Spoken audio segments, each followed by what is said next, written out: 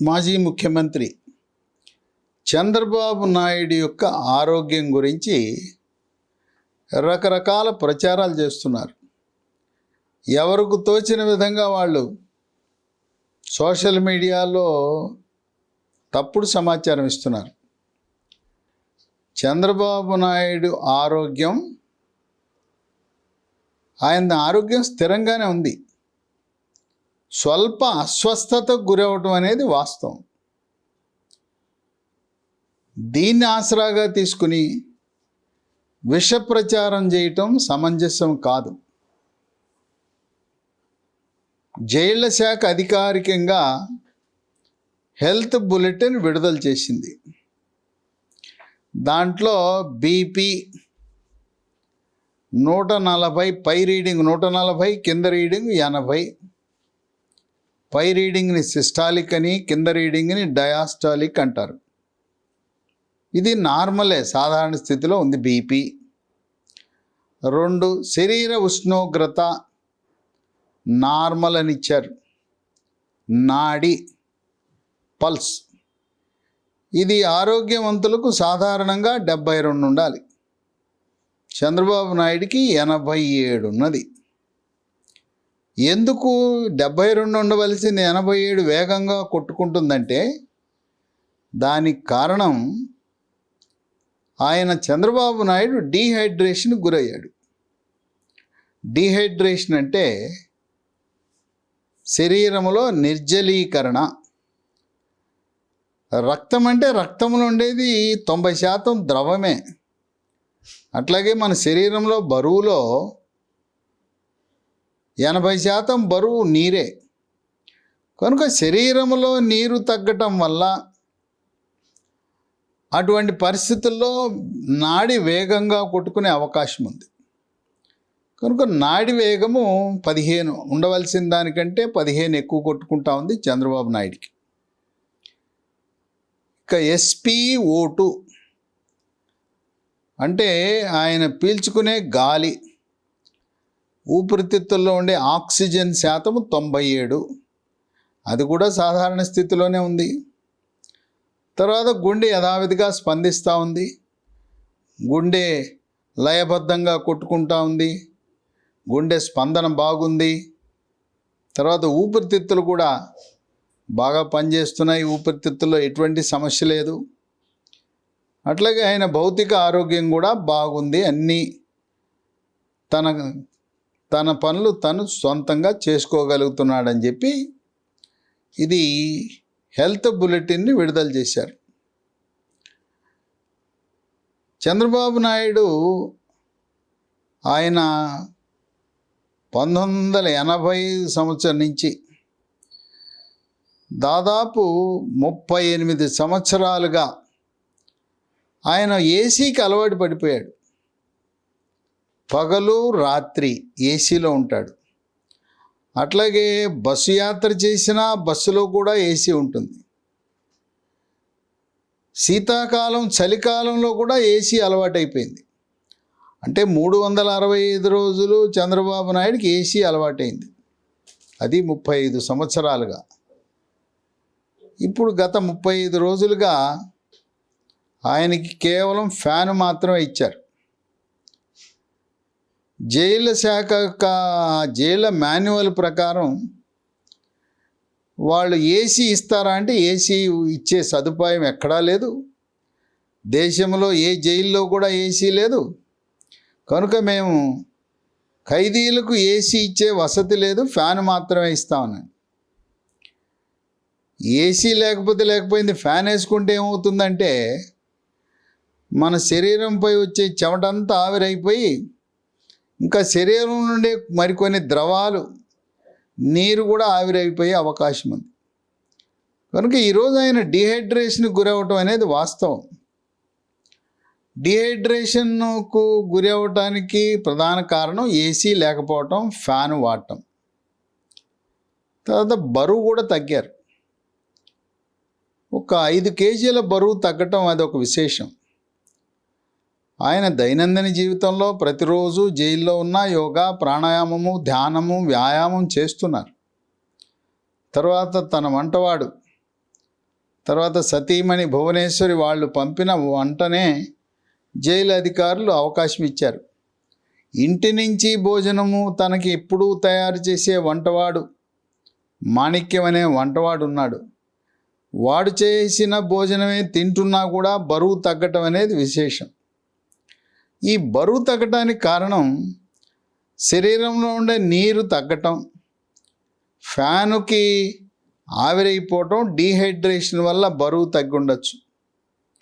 ఇంకోటి ఆయన మానసికమైన ఒత్తిడి, 24 గంటలు ఆలోచించటం, పార్టీ గురించి ఆలోచించటం.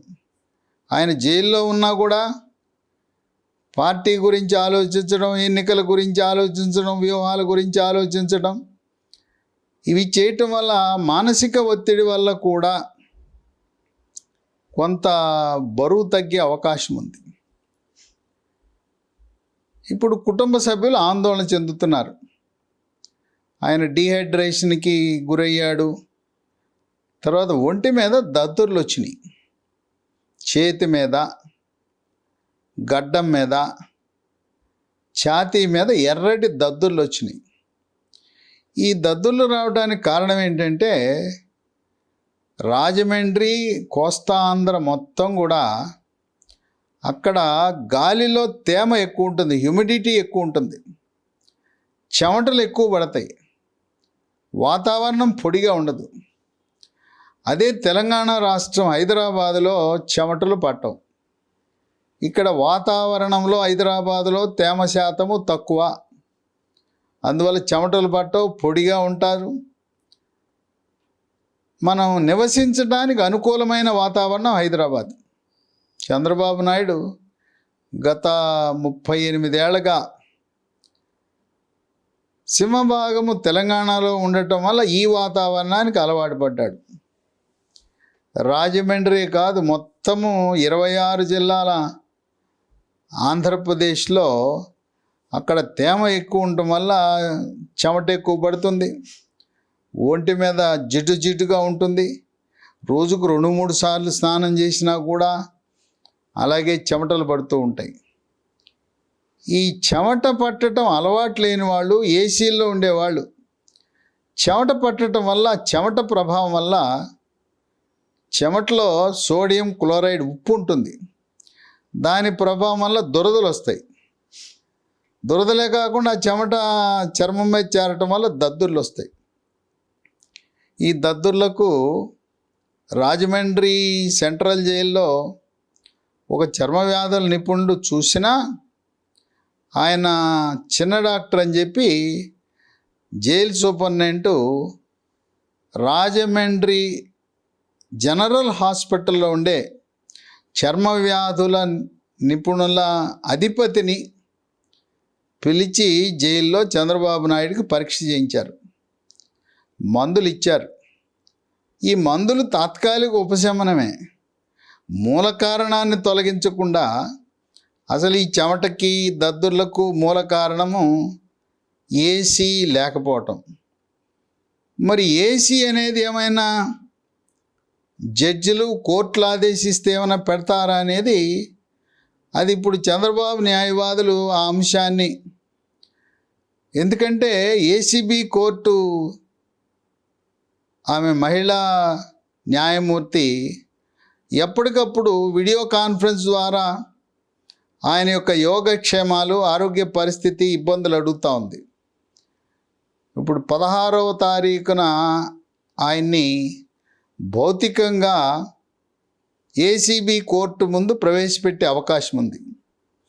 ఈ లోపల చంద్రబాబు న్యాయవాదులు ఏసీబీ కోర్టు, రాష్ట్ర హైకోర్టు, సుప్రీంకోర్టు 3 కోర్టుల దృష్టికి, మరి ఆయన ఆరోగ్య పరిస్థితిని బట్టి, ఆయన వయస్సును బట్టి 73 ఏళ్ళు, మరి ఆయన అలవాటు 85 నుంచి కూడా 38 ఏళ్ళగా ఏసీలో ఉండటం అలవాటు వల్ల, ఈరోజు ఫ్యాన్ వల్ల ఆ వాతావరణం అనుకూలించక ఇబ్బంది పడుతున్నాడనేది కోర్టు దృష్టికి తెచ్చి, కోర్టుల ఆదేశాలు ఇస్తే, కోర్టు అంటే జైలు మాన్యువల్లో లేని అంశాలు కూడా వాళ్ళు నిర్ణయం తీసుకునే అధికారం ఉంటుంది.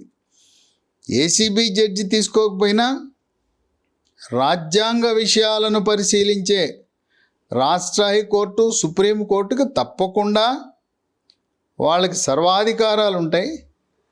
మానవతా దృక్పథంతో ఆయన వయసు దృష్ట్యా ఏసీ ఏర్పాటు చేయండి ఆదేశించే హక్కు, ఆదేశించే అధికారము రాష్ట్ర హైకోర్టుకి, సుప్రీంకోర్టుకు ఉంటుందేమో అనే అంశాన్ని చంద్రబాబు తరపు న్యాయవాదులు పరిశీలించవలసిన అవసరం ఉంది. లేదు, చంద్రబాబు నాయుడిని కోర్టులో ప్రవేశపెట్టినప్పుడు ఆమె దగ్గర దీన్ని ప్రస్తావించి తన యొక్క ఇబ్బందిని, ఈ భౌతికంగా ఏసీ లేని కారణం వల్ల తాను డీహైడ్రేషన్కు గురవ్వటము, చెమట విపరీతంగా పట్టడము, ఒంటి మీద దురద, దద్దుర్లు, ఇవన్నీ కూడా ప్రస్తావించవచ్చు. అయితే ఎప్పుడైనా కూడా ఒక హెల్త్ బులెటిన్ విడుదల చేసినప్పుడు చంద్రబాబు నాయుడికి కొద్దిగా షుగర్ ఉంది. అది ఆయన యోగా, ప్రాణాయామము, ధ్యానము, వ్యాయామం ద్వారా నియంత్రించుకుంటున్నాడు. షుగర్ ఉన్న వ్యక్తికి బ్లడ్ షుగర్ పరీక్ష చేసి షుగర్ను కూడా హెల్త్ బులెటిన్లో తెలియపరచవలసిన అవసరం ఉంది. షుగరు పరగడుపున ఏమీ తిన్నప్పుడు బ్లడ్ షుగర్ ఫాస్టింగు, గత 3 నెలలుగా షుగర్ నియంత్రణ ఎలా ఉన్నది అని తెలియపరిచే పరీక్ష HbA1c గ్లైకేటెడ్ హీమోగ్లోబిన్, తిన్న తర్వాత blood sugar PP post prandial అంటారు, అవి కూడా చేయవలసిన అవసరం ఉంది. భువనేశ్వరి తదుపరి బ్రాహ్మణి వాళ్ళిద్దరు కూడా వాళ్ళకి ఎవరో వాళ్ళ కుటుంబ డాక్టర్లు ఎవరో చెప్పినట్టున్నారు, డీహైడ్రేషన్కు గురైతే, తీవ్రమైన డీహైడ్రేషన్కు గురైతే మూత్రపిండాలు పాడైపోవటం వాస్తవం. కానీ ఇంత తక్కువ ఉన్నప్పుడు మూత్రపిండాలు పాడవవు. అయినా మూత్రపిండాల పనితీరును గమనించడానికి ఒక పరీక్ష ఉంది, రక్త పరీక్ష. క్రియాటినిన్ అనే పరీక్ష చేస్తే వాళ్ళ అనుమానాలు కూడా తీరిపోతాయి.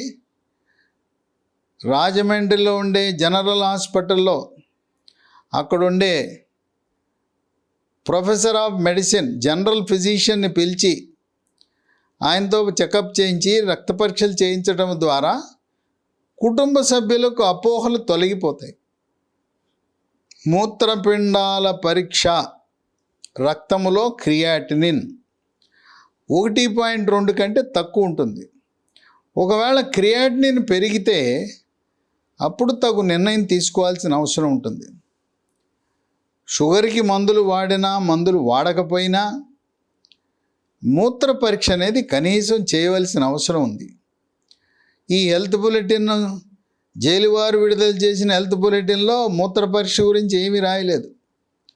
మూత్రంలో ఏమైనా ప్రోటీన్, ఆ ప్రోటీన్ అనే ఆల్బుమిన్ పోతున్నదా, చీము కణాలు ఉన్నాయా, దాంట్లో కీటోన్ బాడీస్ అంటారు. ఈ కీటోన్ బాడీస్ ఉంటే అది ప్రమాద గంటికలు మోగించినట్టు.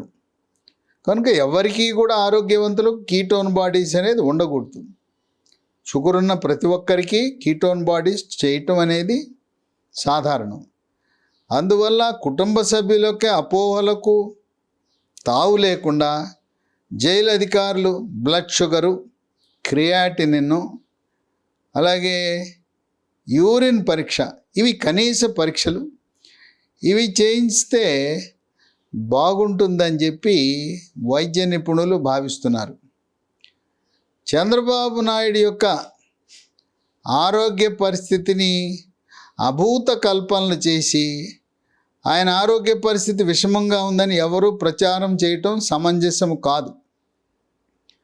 అలా ఎవరైనా దుష్ప్రచారం చేస్తే, లేని దాన్ని ఉన్నట్లుగా సోషల్ మీడియాలో ప్రచారం చేస్తే దాన్ని ఫిర్యాదు లేకున్నా ఏసీబీ కోర్టు, హైకోర్టు, సుప్రీంకోర్టు తీవ్రంగా పరిగణించి కోర్టు ధిక్కార కేసు కింద కూడా పరిగణించే అవకాశం ఉన్నది. కనుక సోషల్ మీడియా ఛానల్స్ వాస్తవాలను మాత్రమే ప్రచారం చేయగాని అభూత కల్పనలు, లేని సమాచారము ప్రజలను గందరగోళానికి గురి చేసే అవకాశం ఉంది. తెలుగుదేశం పార్టీ నాయకులు, శ్రేణులు, కార్యకర్తలు వాళ్ళందరూ కూడా చంద్రబాబు నాయుడు యొక్క ఆరోగ్యం గురించి ఆందోళన చెందుతున్న సమయంలో వాస్తవ సమాచారం ఇవ్వకుండా అభూత కల్పనలు చేయటం ఏమీ సమంజసం కాదు. ప్రస్తుతం చంద్రబాబు నాయుడికి స్వల్ప అస్వస్థత ఉన్నది వాస్తవం. ఆయనకున్న సమస్యలు డీహైడ్రేషన్కి ఆ జైలు పర్యవేక్షణాధికారి డిఐజీ రవికిరణ్, మేము ఎలక్ట్రాల్ పౌడర్ సరఫరా చేసాం, ఎలక్ట్రాల్ పౌడర్ కలుపుకొని నీళ్లు తాగటం వల్ల డీహైడ్రేషన్ తగ్గుతుంది. అట్లాగే మనం కొబ్బరి నీళ్ళు ఇంటి దగ్గర నుంచి పంపించవచ్చు. రోజుకి ఒక 1/2 లీటర్కి తగ్గకుండా కొబ్బరి నీళ్ళు తాగితే కొంతవరకు మేలు జరుగుతుంది. ఇదే కాకుండా మజ్జిగలో ఉప్పేసి ఆ ఉప్పు వేసిన మజ్జిగ తాగటం ద్వారా కూడా డీహైడ్రేషన్ తగ్గుతుంది. డీహైడ్రేషన్ ఉన్నది, బరువు తగ్గారు. అక్కడ వాతావరణంలో తేమ శాతం అధికంగా ఉండటం వల్ల, ఏసీ లేని కారణం వల్ల చర్మం మీద ఎర్రటి దద్దుర్లు ఇబ్బంది పెట్టడం, దాంతోపాటు దురద కూడా ఉంటుంది. ఏదో డాక్టర్లు, చర్మ వ్యాధుల డాక్టర్లు తాత్కాలిక ఉపశమనం కోసం ఏదో మందులు ఇచ్చినా ఇటువంటి ఒంటి మీద ఎర్రటి దద్దుర్లు, చెమట, దురదలు వచ్చినప్పుడు ప్రకృతి ప్రసాదించిన వరం కొబ్బరి నూనె. ఈ టాబ్లెట్లు ఇవి వాడచ్చు, ఆయింట్మెంట్లు వాడచ్చు. వాటితో పాటు కొబ్బరి నూనె పూసుకుంటే రోజుకు 4-5 సార్లు చక్కటి ఉపశమనం ఇచ్చే అవకాశం ఉంది. చంద్రబాబు నాయుడు యొక్క ఆరోగ్యం నిలకడగా ఉంది. స్వల్ప అస్వస్థత గురయ్యారు. ఆయనకు ఏసీ విషయము, జైలు మాన్యువల్లో ఏసీ లేదు, ఎక్కడా భారతదేశంలో ఏసీలు లేవు కనుక వివిధ స్థాయిల్లో కోర్టులలో ప్రస్తావించి కోర్టు ద్వారా ఆయనకి ఏసీ ఏర్పాటు చేసే అవకాశాన్ని చంద్రబాబు నాయుడు తరపున న్యాయవాదులు పరిశీలించాలని వైద్య నిపుణులు కోరుకుంటున్నారు. ఎవరు కూడా చంద్రబాబు నాయుడు యొక్క ఆరోగ్యాన్ని గురించి ఆందోళన చెందవలసిన అవసరం ఏమాత్రం లేదు.